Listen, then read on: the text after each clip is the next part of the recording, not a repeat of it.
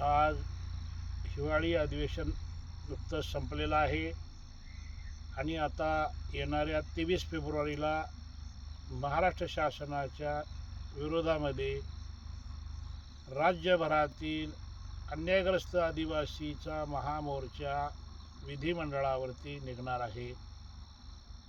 या मोर्चाचं ठिकाण मुंबईचं आझाद मैदान हे निश्चित करण्यात आलेलं आहे आणि या मोर्चाच्या पूर्वतयारीचा भाग म्हणून उदागीर बाबाची समाधी ज्या पावन किल्ल्यात उदगीरच्या आहे, या उदागीर बाबाच्या पावन पदस्पर्शाने पुनीत झालेल्या भूमीमध्ये काल महाराष्ट्राचे संघर्ष योद्धे आदिम कोळी जमातीचे श्री दत्ताभाऊ सुरवसे साहेब यांचा काल धावता दौरा झाला आणि या दौऱ्यामध्ये त्यांनी महाराष्ट्राच्या येणाऱ्या उन्हाळी अधिवेशनामध्ये 23 फेब्रुवारीला राज्यव्यापी महामोर्चाचं आयोजन घोषित केलेलं आहे। या मोर्चाची पूर्वतयारी म्हणून माननीय दत्ताभाऊंनी महाराष्ट्राच्या सर्व आदिवासी जनतेला हाक दिलेली आहे। भारतीय संविधानाच्या कलमाने 342 कलमाने जे अधिकार महाराष्ट्राच्या आदिवासी जमातीला मिळालेले आहेत, त्यामध्ये कोणत्याही प्रकारचा भेदभाव करण्याचा अधिकार महाराष्ट्र शासनाला किंवा आदिवासी विभागाला निश्चित नाही। तरीही महाराष्ट्र शासनाच्या आदिवासी विभागाचा अनागोंदी कारभार गेल्या 78 वर्षापासून निरंतर चालू आहे। खरं तर एक अन्याय सहन करण्यासाठी सुद्धा सीमा ठरलेली आहे। त्या सीमारेषेच्या बाहेर जाऊन महाराष्ट्र शासनानं, आदिवासी विभागानं, तसेच अनुसूचित जमाती संशोधन संस्था, प्रशिक्षण संस्था व पडताळणी समिती महाराष्ट्र राज्य पुणे यांनी हा अनागोंदी कारभार कशासाठी केलेला आहे, याच्यामध्ये नेमकं त्यांना कोणाचं हित करायचं आहे, हा आजपर्यंत न झालेला उलगडा, एक न उलगडलेलं कोडं महाराष्ट्राच्या आदिवासी जनतेच्या समोर आहे।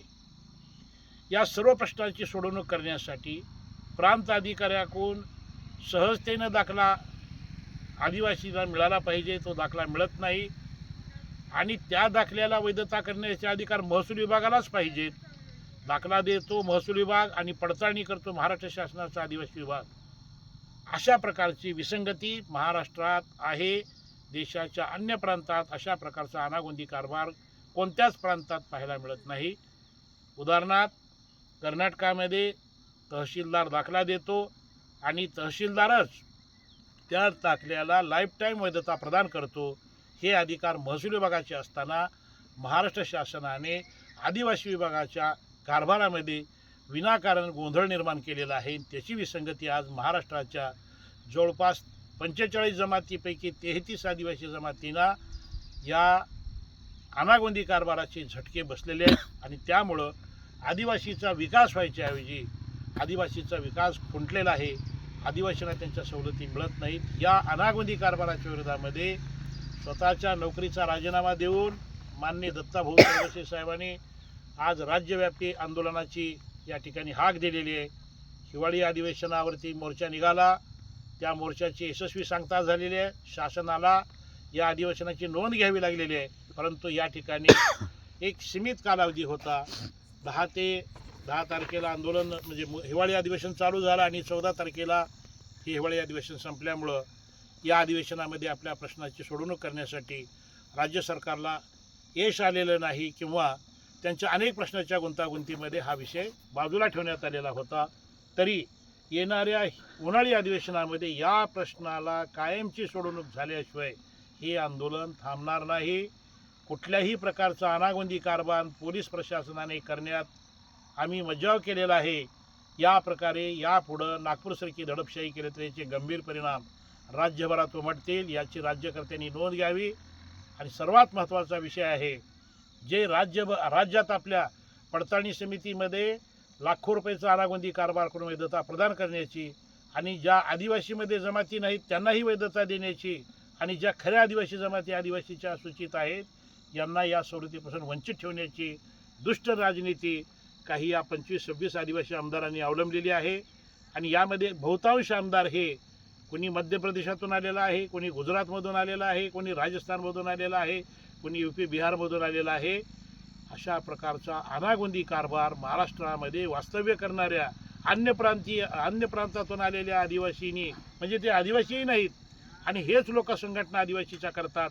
खरे आदिवासी पण महाराष्ट्र शासनाची बाजू घेतात, महाराष्ट्र शासन त्यांची बाजू घेतं आणि या 25 आमदाराच्या आधिपत्याखाली आदिवासी विभाग चालवला जातो.